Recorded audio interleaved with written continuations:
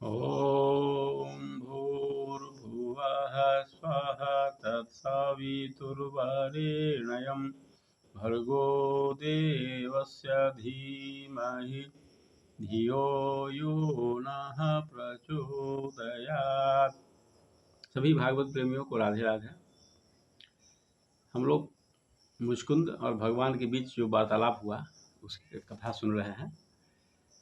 तो मुचकुंद जी ने भगवान से वरदान मांगा कि हमको बस आपके चरण कमलों की सेवा करने का मौका मिले, इतना ही काफ़ी है मेरे लिए। तो भगवान ने कहा कि मुझ में मन लगाओ।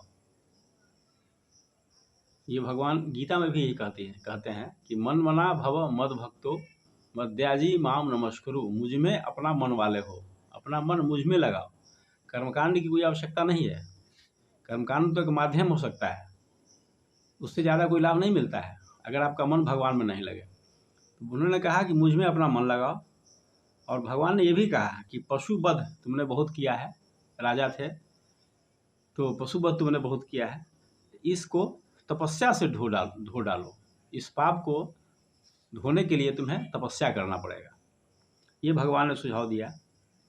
और उन्होंने ये भी कहा कि तुम्हें एक जन्म और लेना पड़ेगा, उसके बाद तुम मेरे परम धाम में आ जाओगे। एक जन्म तुम्हें ब्राह्मण का और लेना पड़ेगा, ब्राह्मण कुल में जन्म लोगे। ऐसा संत लोग कहते हैं कि ये इनका अगला जन्म नरसिंह मेहता के रूप में हुआ। इन्होंने बड़ा प्रसिद्ध भजन लिखा है कि वैष्णव जन तो तेने कहिए ये पीर पराई जाने ले। हम सब लोग उनके नाम से परिचित हैं। ये पूर्व जन्म में मुचकुंद ही थे। तो इस तरह से भगवान वहाँ से चले आए। और जब मुचकुंद जी गुफा से बाहर आए तो उन्होंने देखा कि मनुष्य से लेकर के पशु पंछी वृक्ष सब छोटे कद के हो गए हैं।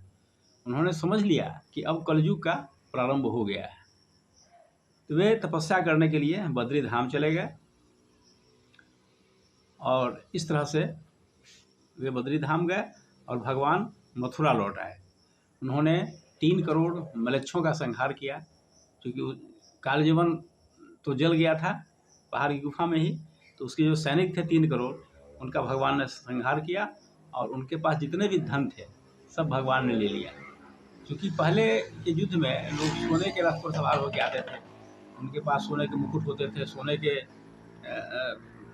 के गहनों से शरीर उनका सजा होता था। सुरक्षा के लिए सोने का, लोहे का, हर तरह का लोग कवच का उपयोग करते थे। मुकुट भी सोने का होता था। तो इस तरह से भगवान को बहुत ही धन प्राप्त हुआ। और वे सारा धन लेकर के वे द्वारिका की ओर जाने लगे। इसी बीच जरासंघ की सेना फिर सामने आ गई। उनको तो अनुमान था ही। तो जरासंघ पुनः 23 अक्षौहिणी सेना को लेकर 18वीं बार मथुरा की ओर आया। और भगवान जब लौट रहे थे द्वारिका तो रास्ते में वह मिल गया। उसके बाद भगवान ने उससे युद्ध किया। और उनके युद्ध करने का यह एक अलग तरीका था। वस्तुतः उन्होंने युद्ध किया नहीं।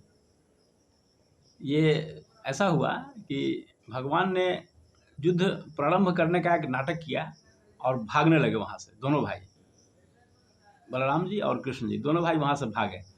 तो जरासंध ने उनका पीछा किया तो वे दोनों भाई प्रवर्सन पर्वत पर चढ़ गए।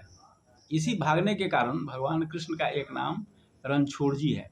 उनको भगवान रणछोड़ जी महाराज कहते हैं। रण को जो छोड़ दे, जो युद्ध भूमि से भाग जाए।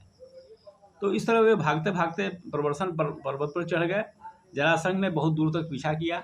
जब कुछ पता नहीं चला तो उसने प्रवर्सन पर्वत पर आग लगा दिया और यह मान लिया कि वे दोनों भाई जल गए। इधर भगवान प्रवर्सन पर्वत से उस पार जाकर के कूद गए। और कूदने के बाद वे आगे निकल गए। हुआ ये था कि भगवान का भागना भी एक मजबूरी थी। भगवान तो हमेशा गौ ब्राह्मणों का कल्याण करने वाले हैं। तो ऐसा हुआ था कि जरासंध इस बार ब्राह्मणों को अनुष्ठान पर बैठा कर आया था कि हम 17 बार हार चुके हैं, इस बार ऐसा अनुष्ठान करो कि हम जीतें। अगर नहीं जीते तो हम तुम सबका कत्ल कर देंगे। तो हारना तो उसका तय था।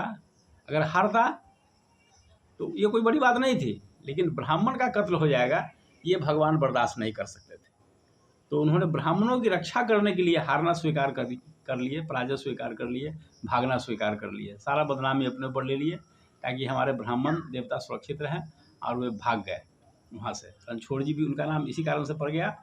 और ब्राह्मण जो है थे वे मरने से बचे। और जरासंध ने सोचा कि चलो वो तो प्रवर्षण पर्वत पर जल गया, अब हमें क्या दिक्कत है, और वो अपने सेना के साथ वह लौट गया। इस तरह से यहाँ तक की कथा है। वो कहा जाता है कि प्रवर्षण पर्वत 11 योजन ऊंचा था, उतने ऊंचे से भगवान कूद गए और द्वारिका चले आए भाग करके। जरासंध ने मान लिया कि वे दोनों मर गए हैं, सेना लेकर के लौट गए। फिर आगे क्या हुआ इसकी चर्चा हम आगे करेंगे। ओम शांति शांति शांति।